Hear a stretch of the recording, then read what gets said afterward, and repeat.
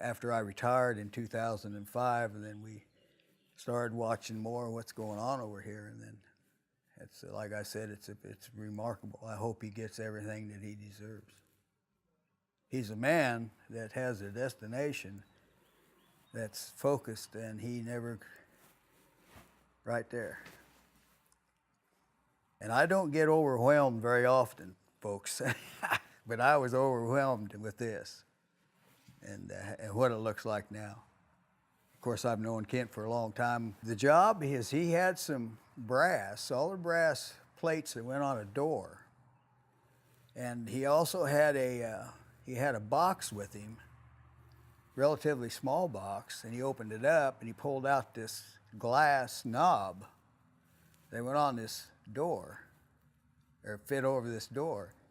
And prior to railroading, I was a tool and die maker. And now I do restoration on guns and stuff, but I got a machine shop over there in my backyard, in my shop behind the house, milling machine lathes and everything. He says, "Can you make these holes any bigger?" And I said, "Absolutely."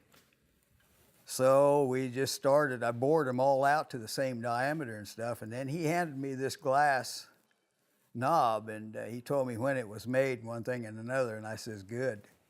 It's yours. I don't want to drop this thing because it's quite old." So seeing the doors into the east room that had these brass plates on them that I drilled out or bored out for him and fixed them up is really, enjoyed doing it, and I'm so happy to see where they're at now. And staircases and the floors, the last time I really saw them, they weren't finished. And it was really a mess. I just couldn't believe what I saw today. Everything's finished and spot shined, and to me, it's really gratifying as far as my perspective goes. I was gratified to do a small part that I did. And then when Kent and I would visit, mowing our yard, so to speak, he would tell me about the problems he was having with his chimney. And he said, "You know, Leon," he said, "I have to have this stainless steel flashing all put up there." And I says, "Really?" And then he explained why and how and everything, and it was amazing. That's a fellow that was here ahead of me, done most of that chimney work. And that was just one small part of it. There was other people, I don't remember them all over the years, you know, who has been here and done what they done, but I'm just glad I was here to see it. Of course, I live right across the road here, in the Brown house over here. We built our house over there, and I think Kent moved in here the year before we moved in our house. And I've watched everything that's happened, transpired at this place from the get-go all the way till this minute. Very interesting.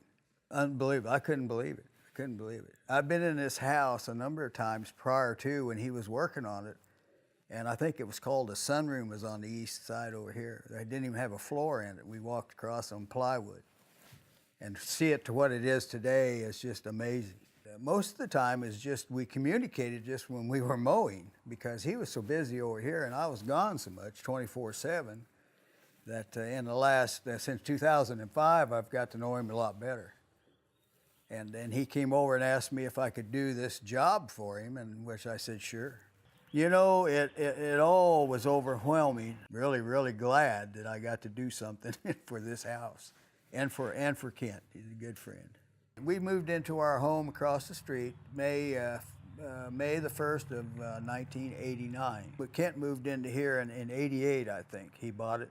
He's got quite a few acres, I think 30-some acres. And when he starts to mow, it takes him like 2 days. And he's got big mowing machines.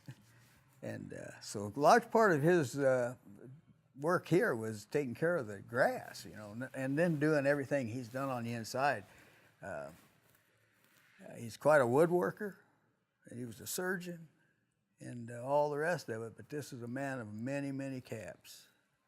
I'm glad I know him. And Olga, his wife now, is a very nice lady, because they deserve it for all the work and the efforts they put into it, and so on and so forth. And his first wife is deceased, and I knew her quite well. Visited with her and him, but never really paid too much attention because I was gone a lot working for Santa Fe. And I think I was mowing my yard and he was mowing his yard, and he came over and introduced himself, and we got to know one another then. So that's how that transpired.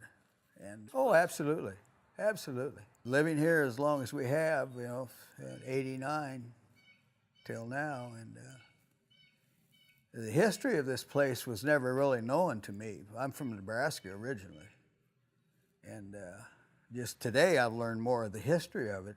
The woman that built this, I had no idea. And that was very interesting. And I'm glad I came over. I mean, I just walked across the street. The only thing I'd like to say is the best to Kent and Olga. And I hope May the 5th this comes up to be on the registry. Is that right for the federal government or whatever? I truly hope that they're accepted. Worked for Santa Fe Railroad as a locomotive engineer, and started my career out of Emporia. Ended up in Kansas City, and like I said, and I'm sure they will be. If they're not, I'll be very disappointed. And if they're not, I'll buy the house and move into it myself. And you guys can come up on the weekends. Yeah, we'll be here. Yes, sir. Well, thank you so much. You bet. Thank you. Not only that, what he knows about medicine. A lot of times I would ask him. I said, you know, I got a little ache and a pain, and he knew exactly. He knew exactly what it. He never prescribed me anything, but he'd say, you need to go to Dr. So-and-so, which I have over the years. I've had both knees replaced. I've had back surgery and one thing and another, but he's very, very knowledgeable. And what else can I say, folks? It's been a pleasure.